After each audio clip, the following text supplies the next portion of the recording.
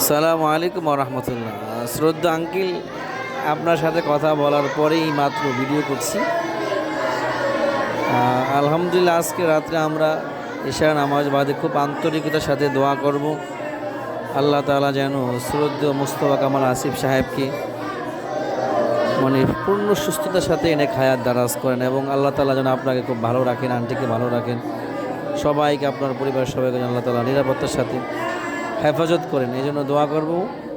আর আলহামদুলিল্লাহ, এই যে আপনার আপনার হেফসখানা, আলহামদুলিল্লাহ সবাই খুব আনন্দিত আপনার আন্তরিকতায়।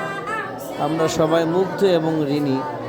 আল্লাহ তাআলা যেন আপনাকে এবং আপনার সকল আত্মীয় স্বজন সবাইকে আল্লাহ তাআলা ভালো রাখেন। তো রাখছি যে, আসসালামু আলাইকুম।